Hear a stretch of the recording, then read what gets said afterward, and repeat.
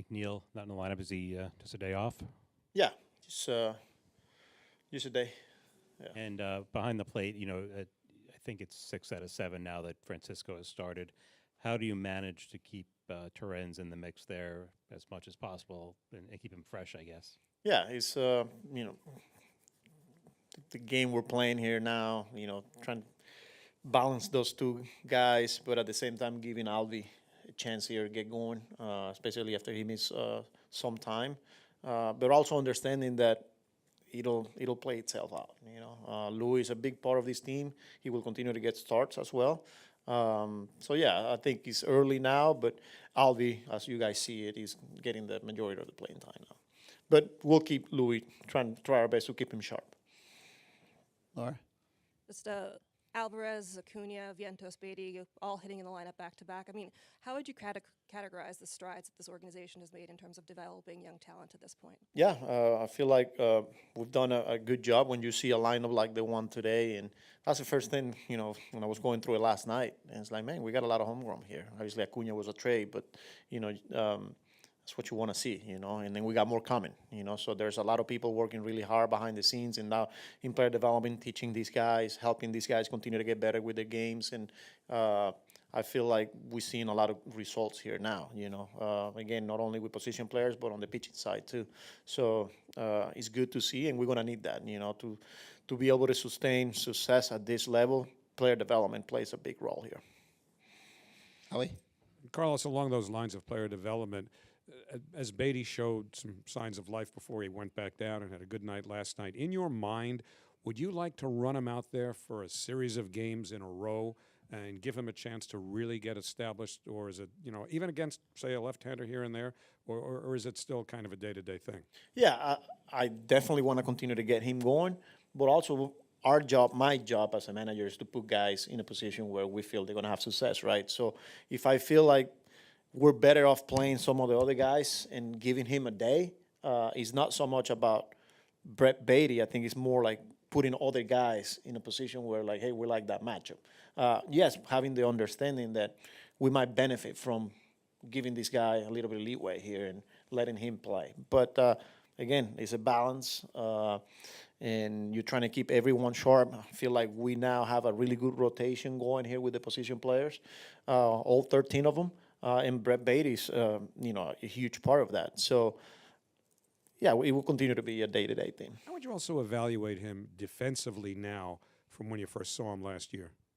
Brett Beatty? Yeah. Yeah, I thought last year he was really good, and he's very athletic. A guy for his size, and I'm very comfortable playing him in at second base, and then you watch him take ground balls, like, sure, just BP, right? And he's very athletic, so that goes to show you that not only the footwork, he's got good hands, he's got the ability to throw on a run from different angles, but he's got the ability to adjust too, So defensively, he's pretty good. And when you sense, in terms of developing a player at this level, that a guy might be on the verge of a breakthrough, how can you kind of push that along and keep him moving in that direction? Obviously a manager can only do so much, but when you sense that he's getting there, is there anything you could do to get him even closer? Don't let them get comfortable. Yeah, we want them comfortable with the environment, but not comfortable playing a big league game. Like, there's always challenges, and you got to bring your A game. And I think that's part of our, job, not only as a manager, but as coaches. It's like, hey, it's not as easy as it's, you're making it look right now. Like, it's just finding the consistency. Don't get too high, don't get too low. I think that's the next step when you're talking about development. Not only just the result, it's just how you're going to go about your business day in and day out. And that's what we're trying to do here. Manny? Just going back to the catchers, I'm noticing an improvement, especially from Francisco Alvarez, throwing runners out. What have you seen from him behind the plate in that area specifically? Yeah, I think this is something that he wanted to work on in the offseason. Physically, he's in really good shape. And obviously, we know he's got good hands. He's got a really good arm. And you got to give credit to our pitchers, too, giving those guys a chance. I thought yesterday is a perfect example. We got a plus runner at first base. We threw over a couple times, and then Holmes was quick to the plate and gave Alvi a chance. again, the exchange this year, I feel like it's been a lot better. The accuracy of his throws, and we got to give credit to our infielders as well. You know, I think it's a team effort. It's the pitchers, it's the catchers, and the infielders. So, and we're doing a good job of that. And just Jose Siri was in the clubhouse. He mentioned that he has been running, he's been playing catch, stuff like that. Just where is he in his progression, and when can we expect him to start a rehab? Yeah, definitely progressing a lot quicker than I was or we were anticipating. I didn't think he was going to be able to be doing some running and already hitting in the cages, tee, toss, playing catch, doing some light sprints there. So as far as when do we anticipate, it's hard for me, but he's moving, he's progressing a lot quicker. Abby? What have you made of sort of the ups and downs of Jose Budo's start to the season? Yeah, I feel like whether when he's trying to get ahead, they are attacking him early in counts, or when he's not getting ahead, obviously he's getting behind, right? So, and then he's got to come in and find his own, and they're getting him, you know.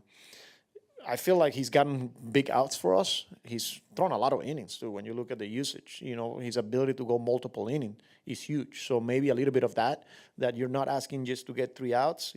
You know, you're asking this guy to throw 30, 35 pitches every outing, and it's hard to be perfect, you know. But I feel like he's been a huge piece out of that bullpen. He thinks maybe he's gotten a little bit too fine in trying to work the corners in some of his rougher outings. How do you get a guy to just, you know, attack the zone the way that they need to in those situations? Yeah, and not only with Budo. I think as a whole, that's the messaging. You know, you have to attack the strike zone. You know, you get behind 1-0, 2-0, trying to make that perfect pitch. You know, try to hit that outside corner against a lefty or execute a perfect changeup. Before you know it, you're behind. And then you got to come in the zone, and they're gonna make you pay. So he knows that.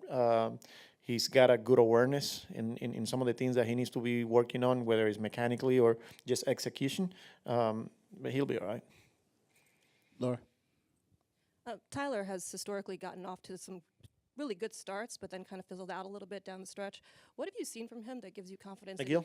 Yeah, McGill. Yeah. That he can kind of maintain this consistency. Yeah, I think it starts with attacking, you know, getting strike one, getting ahead, and putting hitters away, you know, quick, you know, not going deep in counts, getting ground balls when he needs to, maybe getting a ground ball, double play situation,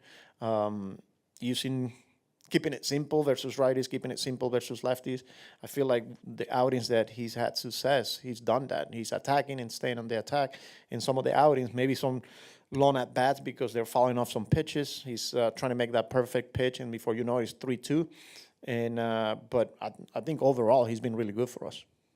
Between the end of last season and this season, do you feel like he's finally put it together in a way that I think people expected? 100%. You know, I feel like towards the end last year, I think it was a little bit of a wake-up call maybe when he went back to AAA and what else? What do I need to do to get back and be successful at the big league level? Because stuff is real. So he did that. I thought the sinker was a pitch that when he went to AAA, he really worked on it against righties, and it's been a weapon for him here at the big league level. And since then, you know, he came into spring training and we had 7, 8 starting pitchers. We didn't know what was going to happen with him, and came in good shape. And he's taking advantage of the opportunity we've given him. Jerry? You're probably going to see Kate Horton tonight, Major League debut. What are the challenges in facing a guy making his Big League debut, and how much can you take from what you see in the minor league footage that you see of him? Yeah, it's always a challenge, whether you're familiar or not, you know, especially when you're talking about a prospect like this kid. You know, you're watching on videos and, you know, he's got good stuff, especially that fastball. Seems like he plays up. But again, we haven't seen it, you know. Yeah, we know it's mid-90s, can get up to 98. But again, we got to see what it looks like. It's always a challenge, but we're doing our preparation here, and obviously we know he's going to come in and play a role in this game, and we'll be ready for it. Jake? How has that changed facing a pitcher who's never thrown in the big leagues before? Because I imagine 5-10 years ago you had no video, right? You wouldn't even get a visual of what the pitcher looked like, and now you have all this stuff that you can go off of and study in advance. Does it change the dynamic at all? I would say, you can watch all the videos and all that, but you got to watch it in the dugout too, watch him warm up, and then I think the conversations after at bats. I think guys providing some feedback. Hey, the fastball is moving this way. Is it playing up? Is it cutting? Is it sinking? Like you could really see it out of the hand. Like there's so much that goes behind the scenes that, again, after a couple of guys coming back to the dugout, they'll start having those discussions and we'll make adjustments. So. Tim.